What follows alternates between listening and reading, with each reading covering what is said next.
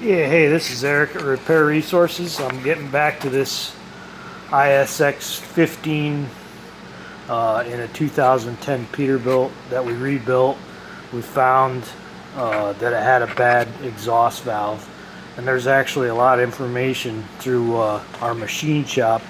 He gave me these pictures here of, if you read down here, Cummins ISX, all those years they have like bad mixture on the valves. These are actually the intake valves, and that's what this had. So, and then I found, you know, this damaged the turbocharger, and then we put it together once with a new turbocharger, and we had more turbocharger damage a second time, and I'll show you that, what that looks like. That's over here on the VGT part of this turbocharger. It's a Holset 561 HE 561 VE model, and it damages these right here. That all that's damaged. This is the old part that goes into the housing. We'll be showing that as we put it together, but and then there's damage on this part of the compressor, so right there. So yeah, anyway, so that it failed again, and then we repaired it and put it again. It failed again, and turns out we found another whole issue. Couple of service bulletins, you know, this being the first one that talks about the valve and that mechanical issue, and this is what the valves pieces look like, which we actually found pieces right there that look a lot like that right there. And basically these fly out of the engine and they get lodged in anything really, but what we found is that we had these three pieces still after the third failure lodged inside of the cooler, EGR cooler. No way to get them out. I had to cut it open to get them to shake out of there. And so, you know, we replaced this a couple of years ago, but we found a technical service bulletin on this EGR cooler, and I'll show you a picture of that. This can cause the turbocharger issues again, but this EGR cooler actually breaks up inside, and they have pictures of it, what it looks like. So right there is that honeycomb right there, and there's one at each end, and I don't know if there's any support structure. Yeah, it looks like maybe there is in there, but they break up and also destroy the turbocharger. So I want to step. I actually looked at Cummins, and they haven't changed their design in any way. There's many different supersessions, but in reality they all supersede.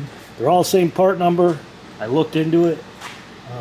Nothing short of, I tried to call down there and ask about it, and they couldn't really give me a straight answer there. I decided not to pursue it any further, and what I did is I got an aftermarket cooler that has what I call a more traditional cooler design, and it has the tubes inside. So those are the tubes down in there. That's a little bit more foolproof in my opinion of a cooler. Has the tubes designed like that, all knotted together, and then, you know, down in there again. And then this is the EGR thing. This is the old one where they fracture. Oh, I actually see a little fracture in this one now that I'm looking closer. Oh no, that's just carbon.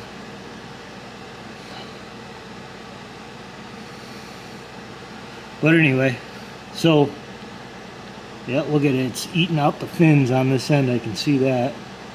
Anyway, well, there's some Yeah, this looks way better. Okay, so anyway, I think this is going to be a much better long-term deal. You know, so also as well as replacing this EGR cooler, I went a step further, and I'm looking at his EGR over here. That's his EGR valve, this customer. And grab my light. This guy, we took it off and we found right down in there, hard to see, you can see the light show up down in there. The valve itself is compromised, the seat, I can see it on this side, so we're going to go ahead and replace the EGR valve. And yeah, if anything's lodged in here, any metal, that'll also get taken out. So and yeah, so I'm just putting this video out there of these are problems that these ISXs have and cause the turbocharger to fail. And then if you're not careful and don't find all the pieces, either one, the pieces can come from previous intake valve or whatever, engine failure, or it can come from these factory coolers over time. They're all prone to that. And so yeah, and these, as a result of that, we've learned how to rebuild these Holset turbochargers. There's some tools that hold this shaft on the end, which are expensive, $600 for that holding tool. And then there's supposed to be a gauge that you can put on underneath that, I think they call that the sector shaft. It goes in here, and there's a gauge that tells you how to set it on each end to adjust it. But I have a pretty good idea how to adjust it, just been working on them a lot, and we're going to come up with our own method. And then as long as it calibrates in the Cummins Insight, you're good. And we'll give you a video of that too, kind of finish up on this. And yep, a couple days, all these pieces will be here, and we'll be putting this all together, and be hopefully it'll pass the it goes into regeneration, but it tests all the engine components and tests everything. And I've actually found some calibration software that needs to get upgraded if I can't get it to pass this test. So we're going to try it without it, and then if it still doesn't pass, we're going to try and upgrade the software and try to get it to pass that test. So alright, well that's it for now, and we'll return to this later. Yeah, this is Eric at Repair Resources. I'm just getting back to this cooler on this ISX 15. So some other things that you have to do, I had to do, is here I had to take the spacer out for the exhaust manifold, put a bolt in there instead.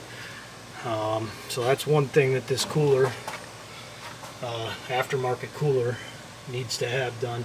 And also I cut plates on the back side of here off the old cooler to space it out. It seemed to better fit, so I did that.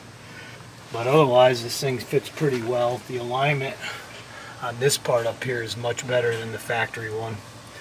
And so yep, and that's it for now.